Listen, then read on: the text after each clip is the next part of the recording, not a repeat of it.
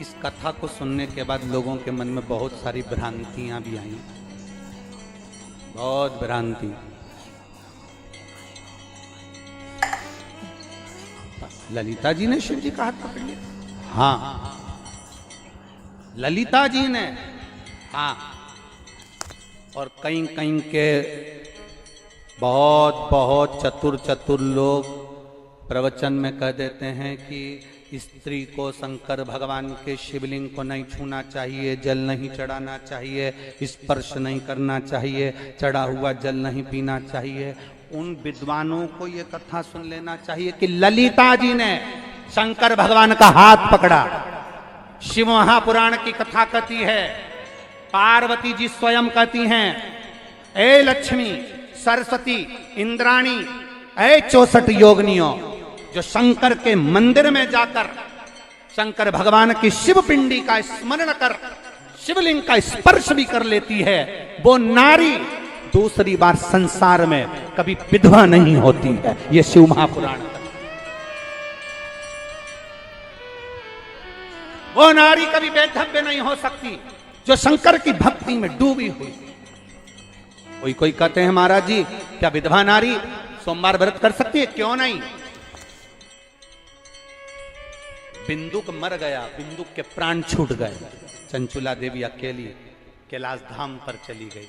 हाथ जोड़कर चुप होकर बैठी थी। पार्वती जी ने पूछ लिया, तू मौन क्यों है कैलाश पर? और मौन, शिव महापुराण की कथा में कोई आए मौन होकर नहीं।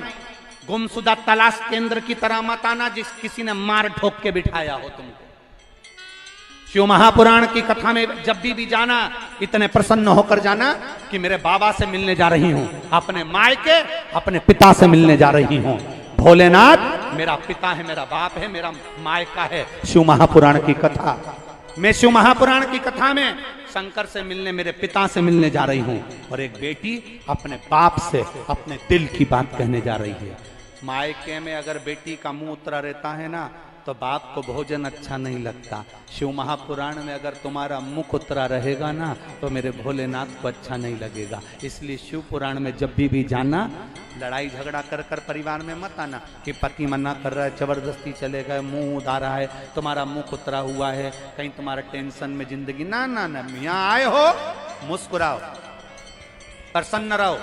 हमने एक बार पहले भी कथा में कहा, तुम्हारी जिंदगी में कितना भी दुख हो, तुम्हारी जिंदगी में कितनी भी ठोकरें खा रहे हो, तुम्हारी जिंदगी में कितना भी कष्ट हो, तुम्हारी जिंदगी में कितनी बड़ी भी बीमारी हो, कैंसर जैसा भी रोग हो, किडनी लीवर तक बेकार हो गए हो, हमने एक बात आप लोगों से कही, शंकर के मंदिर में जाकर जल चढ़ाना, बड़े खुश होकर चढ़ाना, बड़े प्रसन्न होकर चढ़ाना, मुस्कुरा कर चढ़ाना। जल भी नहीं चढ़ा सकते तो हॉस्पिटल में दिखाने जाओ, तो शंकर जी के मंदिर के सामने से खिलकर मुस्कुराकर हंसकर जाना। तो शंकर भगवान को पार्वती जी भी कहेगी, भोलेनाथ इतना दर्द है इसकी जिंदगी में, इतनी दुखी है, इसके बाद भी आपके सामने मुस्कुरा कर जा रही है। शंकर जी कहते हैं, जो मेरे सामने मुस्कुरा कर जाता है, मैं उसको रोने नहीं देता, आशीर्वाद देता हूं, तुम मुस्कुराते रहे। मैं उसको रोने नहीं देता, उसको मुस्कुराने का वर प्रदान करता हूं कि तुम मुस्कुराते रहे। शिव की कथा में कभी भी आना, रोकर मत आना, टेंशन लेकर मत आना, बड़े प्रसन्नता से आना। बड़ी बीमारी है ना, रोग है ना, किडनी लीवर डायलिसिस चल रहा है ना, तकलीफ ज्यादा है ना, शंकर की भक्ति में आए हो, शंकर का गुणगान करने आए हो, उसकी कथा सुनने के लिए आए हो।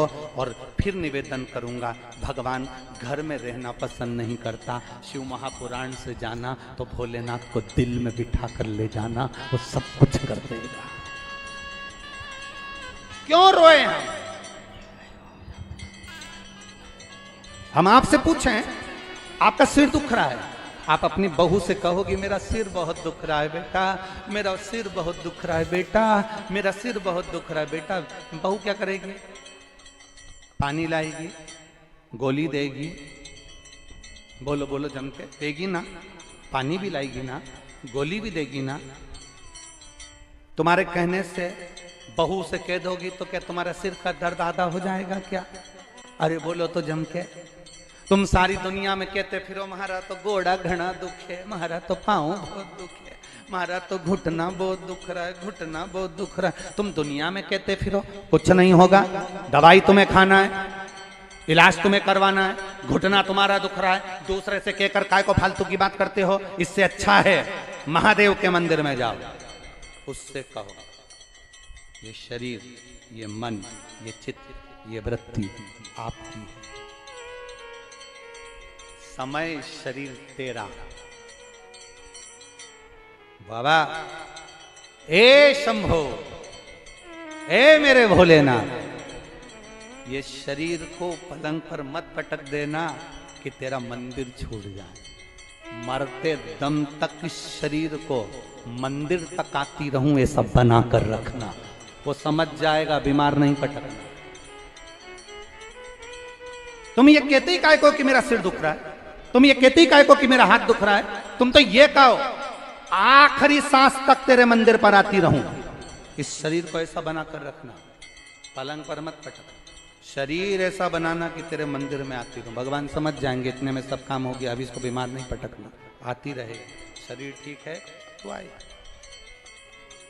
दुनिया का सबसे बड़ा सेठ कौन है? अरे बोलो रे, जम के बोलो जरा। दुनिया का सबसे सेठ व्यक्ति कौन? जिसके पास में बंगला है वो सेठ है। अरे बोलो जम के। जिसके पास 4-5 गाड़ियां हैं वो सेठ है। जिसके पास सोना चांदी 2-2, 4-4, 5-5 किलो है वो सेठ है। जिसके घर में बेटे बहू सब कुछ है वो सेठ है। दुनिया का सबसे सेठ, दुनिया का सबसे अमीर व्यक्ति वो है जिसके घर में एक भी दवाई गोली नहीं है, वो दुनिया का सेठ है।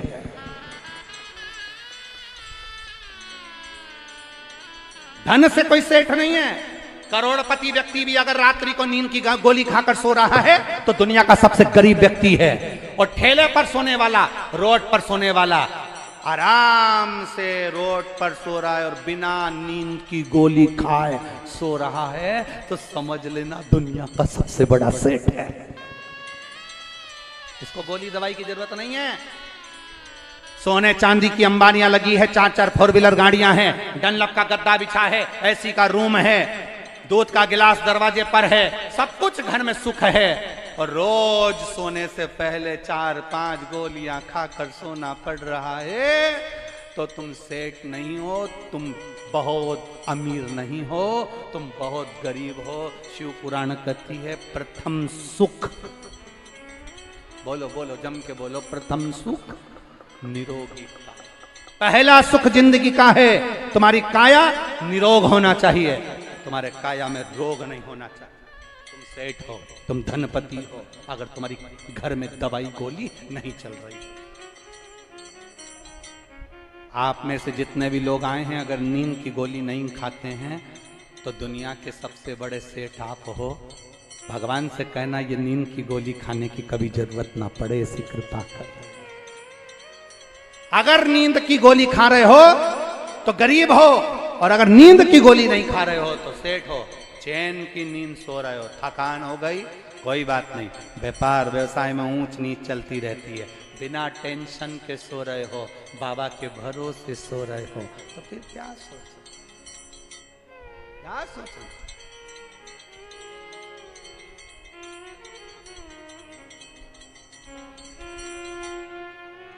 क्या विचार कर तो कहे मारा हम तो। हर हर महादेव। दोस्तों, गुरुजी के द्वारा बताया गया ये जो शंकर भगवान को जल चढ़ाने वाला सिद्धांत आपको समझ में आ गया होगा, तो दोस्तों इसको ज़रूर अपने परिवार और दोस्तों में शेयर करें। मिलते हैं अगले वीडियो में। हर हर महादेव। श्री शिवाय नमस्तुभ्यम।